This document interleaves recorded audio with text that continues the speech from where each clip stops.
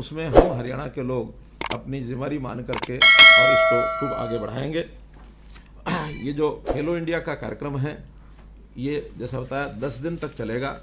25 इसमें गेम्स होंगे और इसकी जो शुरुआत है 4 तारीख को, इसमें हमारे केंद्रीय गृह मंत्री श्री अमित शाह जी वो पधार रहे हैं। उनका कार्यक्रम फाइनल हो गया है।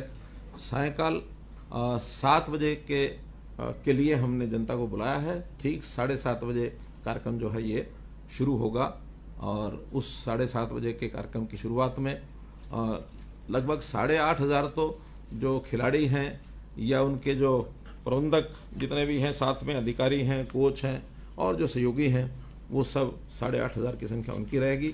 आसपास के जिलों के भी जो खेल प्रेमी लोग हैं उनको भी हम बुलाएंगे और इसके लिए आपको भी निमंत्रण रहेगा और उसमें पास जो है मीडिया के वो आप लोगों को मिल जाएंगे। अलग से उसकी व्यवस्था वहाँ बनाएंगे आपके बैठने की और उसमें उसकी सारी जानकारी लेने के लिए।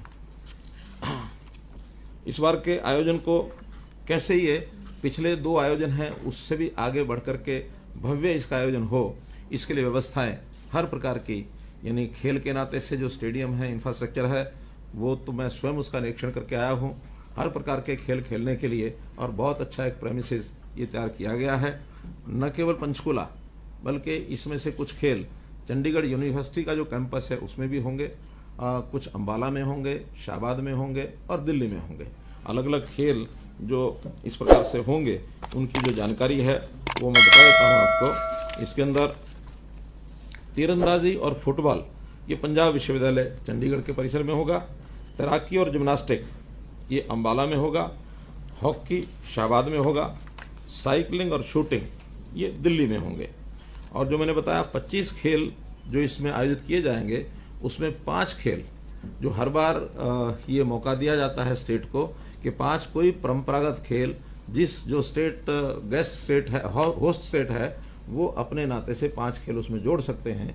20 पहले से तय होते हैं। 5 जो हमने जोड़े हैं उसमें गतका है, थांगता है, कलारी पट्टू है, योगासन है, मलखम्ब है। सारे देश भर के अलग अलग प्रांतों के नाते से ये खेल जो परंपरागत खेल हैं इसको जोड़ा गया है।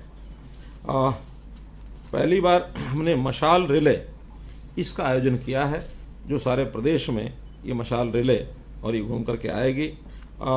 इसमें मस्कट जो बनाया गया है उस मस्कट का नाम धाकड़ ये रखा गया है। धाकड़ मस्कट 3 शुभंकर ये बनाए गए हैं। ये भी सब पूरे प्रदेश में इनको हम एक प्रकार से प्रचार के नाते कहिए या लोगों को जानकारी देने के नाते कहिए, जितने हमारे प्रदेश में जितने ज़िले हैं सब जगह अलग अलग कार्यक्रमों में इनको हम भेज रहे हैं और इनका भी एक भ्रमण हो रहा है। हरियाणा धाकड़ शब्द से बहुत जाना जाता है। यहाँ का जवान भी धाकड़ है, यहाँ का किसान भी धाकड़ है और यहाँ का पहलवान भी धाकड़ है। तो अब हमारा हरियाणा इस धाकड़ संस्कृति को और आगे बढ़ाए, अर्थात सबसे आगे रहने वाला ये एक प्रकार का हिम्मत वाला ये प्रदेश है। धन्यवाद धन्यवाद। जितने भी प्रदेश हैं सभी प्रदेशों की टीमें इसमें भाग लेंगी। कल से कुछ प्रदेशों की टीमें, शायद मणिपुर की टीम कल आ भी चुकी है, मिजोरम की भी आ चुकी है, तो ये टीमें आनी शुरू हो गई हैं। सभी प्रदेशों की टीमें इसके अंदर भाग लेने के लिए और ये आने वाले हैं। इनकी सबकी ठहरने की व्यवस्था, इनके वाहन व्यवस्था, सुरक्षा व्यवस्था और केटरिंग की व्यवस्था, ये सब हमने इंतज़ाम इसके कर लिए हैं। सबके कॉन्ट्रैक्ट हो गए हैं और अपनी अपनी व्यवस्था में सब लोग लगेंगे। कुल मिलाकर पूरे खेल के समय में इनकी मॉनिटरिंग ठीक से हो, कोई कठिनाई ना आए, उसको प्लानिंग जैसे पहले बनाई जाती है, फिर प्लानिंग का क्रियान्वयन उसका कैसे हो, इसके लिए सभी विभागों के जो हमारे ऑफिसर हैं उसमें हमने लगाए हैं। जो यंग ऑफिसर्स हैं वो लगातार 10 दिन अपने अपने कामों को सब संभालेंगे और ये सारी व्यवस्था हो गई है। निश्चित रूप से कार्यक्रम समाप्ति के बाद हम उसका रिव्यू भी करेंगे कि इस कार्यक्रम में हमने अपने आप को कहाँ पाया है। पहले दोनों कार्यक्रम, ये तीसरा कार्यक्रम, और कुछ नए सुझाव भी बीच बीच में आते हैं, नई बातें ध्यान में आती हैं, तो रिव्यू में उसको भी हम मूल्यांकन करके खास करके जो आगे देश में कहीं भी होगा कोई कार्यक्रम तो उनको भी भेजेंगे। हमारे यहाँ और कार्यक्रम राष्ट्रीय स्तर के, अंतर्राष्ट्रीय स्तर के या एशियन लेवल के, कॉमनवेल्थ के, एक सुझाव ये भी है कि एक हमारा स्थान जो बन गया है इसका उपयोग और अन्य जो खेल हैं इस लेवल के, उनके लिए भी हम उपयोग करेंगे। इन संस्थानों को, इन प्रीमिसेस को एकेडमीज बना करके कुछ प्रशिक्षण इस नाते से खिलाड़ियों को हम दें, चाहे वो अपने प्रदेश के हों या दूसरे प्रदेशों के हों या अंतर्राष्ट्रीय स्तर के हों। उस नाते से कोच भी हम लेकर के आने वाले हैं ताकि वो कोच, अंतर्राष्ट्रीय स्तर के कोच ऐसे खिलाड़ियों को वो ट्रेनिंग दें ताकि ये काम भी हमारा बहुत आगे बढ़े। जैसे हम भी देखते हैं हमारे बहुत से खिलाड़ी जो अंतर्राष्ट्रीय स्तर के कोच हैं उनसे कोचिंग लेते हैं, तो हम ऐसे कोचेज अपने यहाँ भी अच्छे खड़े कर सकें, इसके लिए आह्वान किया है ताकि देश और दुनिया के बाकी लोग भी यहाँ करके सीख सकें। इन प्रतियोगिताओं में गर्मी होने के कारण से अधिकतर खेल या तो सुबह सुबह होंगे या शाम को होंगे। दोपहर के समय खेल इंडोर तो सब चलेंगे, लेकिन आउटडोर वाले खेल वो सुबह या शाम ज़्यादा होंगे, दिन में उनको थोड़ी संख्या कम रखेंगे।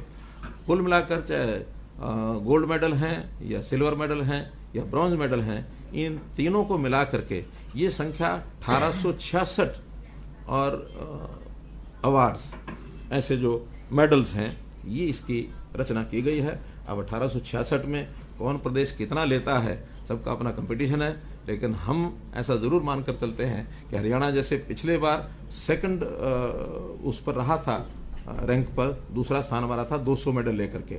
इस बार हम चाहेंगे कि हमारे खिलाड़ी और ज़्यादा मेडल लेकर के और पहला स्थान कैसे प्राप्त करें, इसकी हमारी ज़रूर पुरजोर कोशिश रहेगी और उसके लिए खिलाड़ियों को पूरा प्रोत्साहन, उनका उत्साह और उनकी सारी व्यवस्था ये सब बनी रहेगी।